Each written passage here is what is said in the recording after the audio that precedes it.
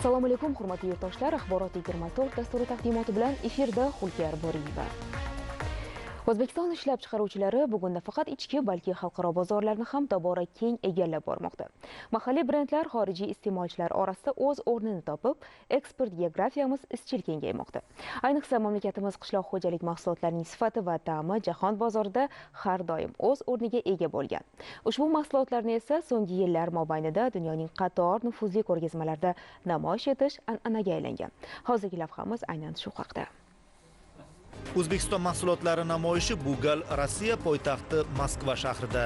Xalqaro oziq-ovqat sanoati ko'rgazmasi yurtimizda yetishtirilayotgan sarxil mevalar va poliz mahsulotlarini yana bir bor xalqaro maydonga taqdim etish uchun yaxshi imkoniyat bo'ldi.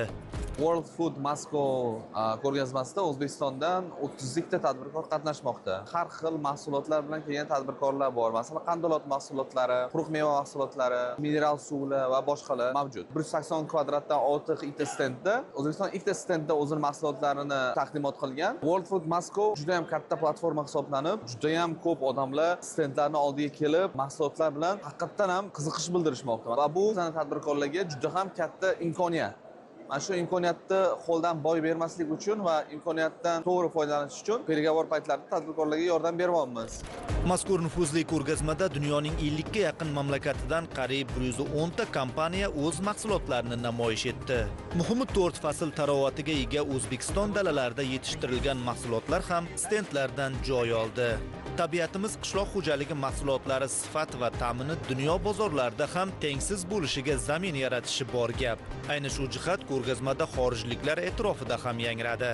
Xalqaro oziq-ovqat ko'rgazmasida Toshkent viloyatining tadbirkorlari bilan birgalikda ishtirok etmoqdamiz. Ko'rgazmada bir necha davlatlardan hamkorlar ishtirok etmoqda. Hamkorlarimizga o'zimizning milliy mahsulot, Toshkent viloyatida yetishtirilgan limon mahsulotlari bilan bugungi kundagi yetishtirish, uni narxi, yetkazib berish haqida barcha ma'lumotlar tadbirkorlar tomonidan berilmoqda. Ushbu ko'rgazma jarayonida O'zbekistonda yetishtirilgan limonimizni butun dunyodan kelgan tadbirkorlar, mahalliy aholi tatib ko'rmoqda. Limonning ta'miga o'zlari hayron qolmoqda.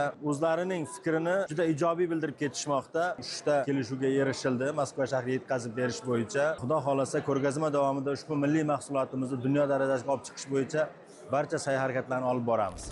O'zbekiston uchun ajratilgan stendlarga e'tibor juda yuqori. Hatto sitrus mevalarga ham. O'zbekiston tropik, subtropik iqlimga mansub davlat bo'lmasa-da, so'nggi yillar davomida davlatimiz rahbari boshchiligida olib borilgan islohotlar sabab yurtimizda sitrus mevalar yetishtirishning o'ziga xos maktabi yaratildi. Ayni paytda bu kabi sarxil mahsulotlarimizning sifat va ta'mi xorijliklarning hayrati va e'tirofiga ham sazovor bo'lmoqda. Ko'rgazmada O'zbekistonda ishlab chiqarilgan yorlig'i ostida eksport faoliyatiga ixtisoslashgan 15 ta korxona o'z mahsulotlarini namoyish etdi. Umuman olganda mazkur tadbir milliy mahsulotlarimizni dunyo bozoriga olib chiqish, xalqaro hamkorlikni rivojlantirish va Yevropa ittifoqi mamlakatlariga mahsulot eksporti hajmini oshirishda muhim qadamdir.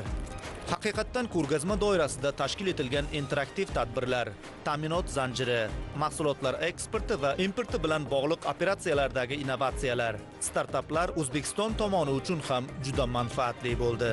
Muhim tadbir global va innovatsion qishloq xo'jaligi, oziq-ovqat ekotizimining eng so'nggi rivojini, qolaversa B2B formatidagi uchrashuvlarni qamrab oldi.